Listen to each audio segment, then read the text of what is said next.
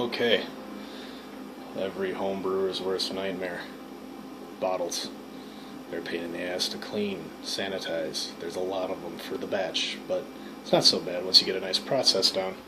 I use a nice deep sink that I fill with water. These were already used once, so like getting the labels off, usually what I'll do is I'll just fill this with new bottles that I haven't used yet that have the other places label on them, like Asylum Top Delicious, for example.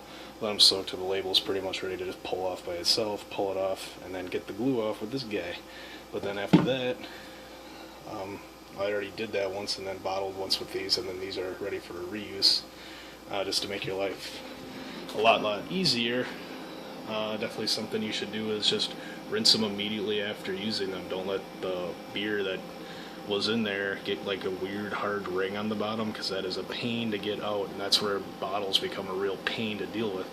But my system makes it all pretty easy. Like I just pretty much just pulled those out of the boxes. I let them soak in regular just like hot water here, just to get all the regular dust and everything off them. They were clean when I put them away, so I basically just got anything that may have gotten in there at all of them. I ran through it, completely submerged them until it's full of water.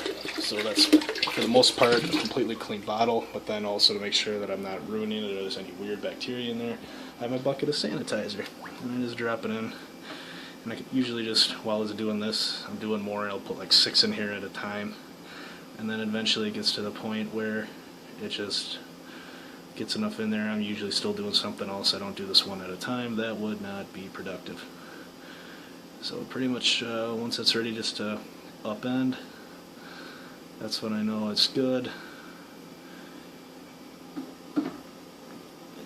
And when it does that, and then it just kind of bobs there, and I basically just put my finger in there. By that time I got this loaded up and I got different stuff going on over there, so I'm usually working like 12 at a time.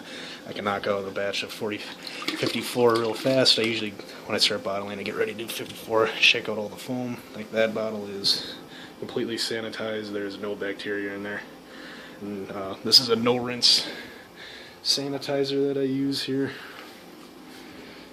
So basically just put like a tablespoon of that into about that much water, maybe a little bit more. That's a little bit more water than I normally use.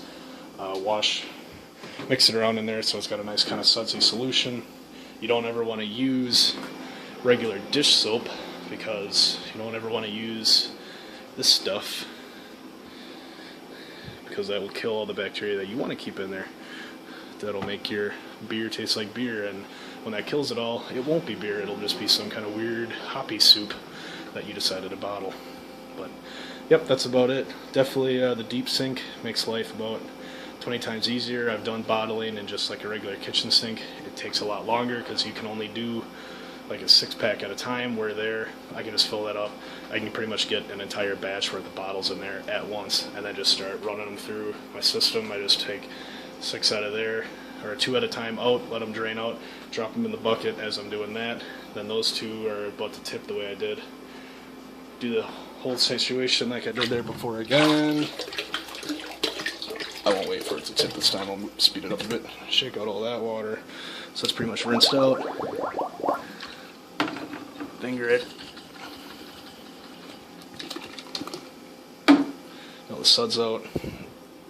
And that's it. That's 54 bottles. You should never need any more than that for a batch. I'll probably use less because the hops in this one is a double IPA. It's taking up a little more space in my secondary fermenter than normal, so we'll see. And then, yep, all my equipment. Run that through the sanitizer, of course, before ever using it. Make sure it's completely free of any kind of foreign bacteria or germs that may have got on it when it's just in storage. I did that before, but so I'll just let them dry there. I'll just kind of let these dry. Shake out the last little bit of water that collects at the bottom. Then I'll just put them back in their boxes, transfer them downstairs by my cold bin brewery basement, and we'll start the bottling process then.